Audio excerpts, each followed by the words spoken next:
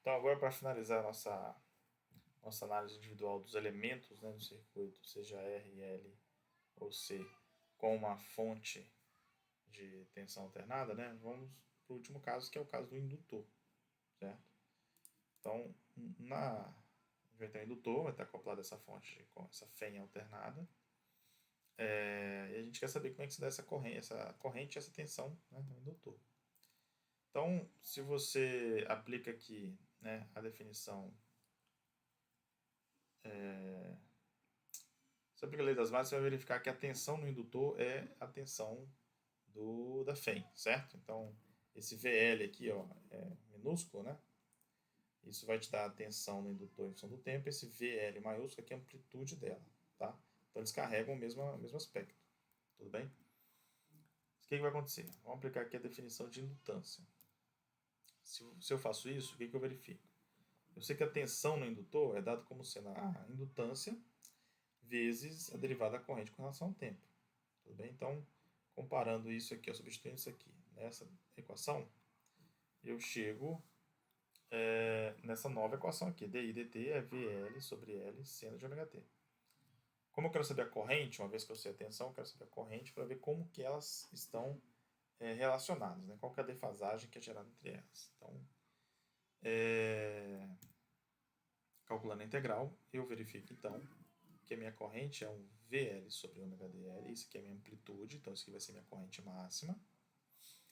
E ela vai estar escrita em cosseno, então, ou seja, vai haver uma defasagem aqui, porque minha tensão está escrita em seno, e a gente sabe que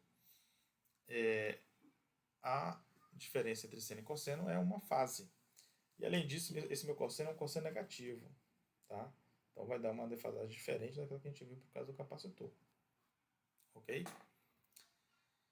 Por enquanto, guarda essa informação. Vamos analisar agora o que seria a resistência, entre aspas, do indutor, né? O que a gente vai chamar de reatância. Né?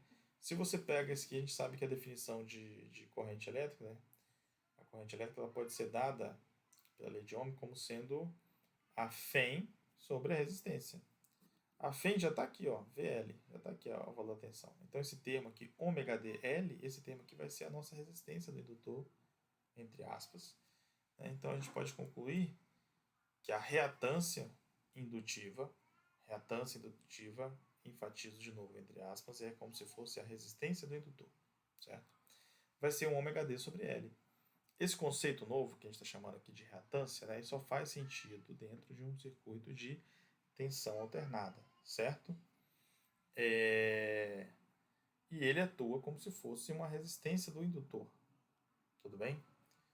Porque se você for aplicar a equação, você vai perceber, a tensão, a amplitude da tensão no indutor, ela é igual à amplitude da corrente vezes essa reatância. Então, é por isso que a gente faz essa comparação de como se ele fosse uma resistência, né? Porque ele guarda essa equação aqui, ó, como se fosse a equação do resistor, né? V igual a RI. Aqui seria V igual a XI, né? Onde X aqui é o papel da reatância. E observe que para o indutor a reatância tem um formato, né? Ômega vezes L. Para o capacitor tem outro, né? 1 sobre ômega C. Tudo bem? Mas, de novo, ainda tendo uma essência de como se fosse uma resistência, né? A passagem de corrente elétrica. Tá? Que, repetindo mais uma vez, só faz sentido dentro de uma tensão alternada. Tá? Então, uma vez escrito isso aí, vamos agora analisar essa defasagem entre a corrente e a tensão. Então, a gente viu aqui então que a nossa tensão é um seno de ômega t e a nossa corrente é um menos amplitude cosseno de ômega t.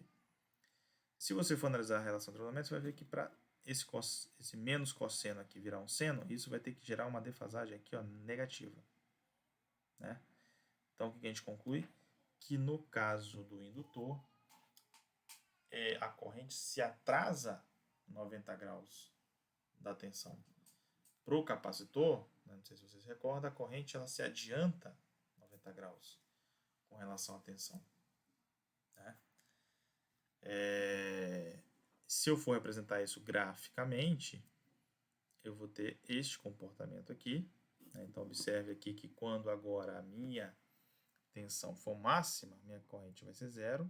E quando minha corrente for máxima, minha tensão vai ser zero. Né? Isso aqui está trocado com relação ao caso do capacitor. Tá? Convido você a olhar o vídeo anterior e verificar. Tá? Porque lá estava o ângulo era de menos 90 aqui, né? Tá? Com relação à tensão. Tudo bem? E isso, se você representar fasorialmente, vai te dar esse comportamento. Você consegue perceber aqui a simplicidade que é você trocar esta função oscilatória, essas duas funções oscilatórias aqui, tanto para a tensão como para a corrente, como dois vetores que giram, né? Fica muito mais simples a análise, tá?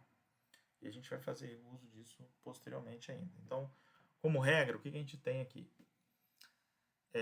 No caso do indutor, a corrente se atrasa em 90 graus. No caso do capacitor, a corrente se adianta 90 graus, tá? Se você tomar como ponto de partida a tensão, no caso do indutor, a tensão é adiantada a 90 graus, no caso do capacitor, a tensão é atrasada. Então, perceba que essa questão de se você adiantar ou atrasar vai ser relevante a partir daquilo que você toma como referência, tá? Mas tenha em mente quem é que vai atrasar com relação a quem quando dado elemento do circuito estiver presente. Tudo bem? Então aqui a gente encerra essa análise individual, né, da tensão alternada com cada elemento do circuito, né, a gente já fez para resistência, para capacitância e para indutor. Então agora o próximo vídeo a gente vai colocar eles todos em série e ver o que a gente tem de informação sobre isso. Tá?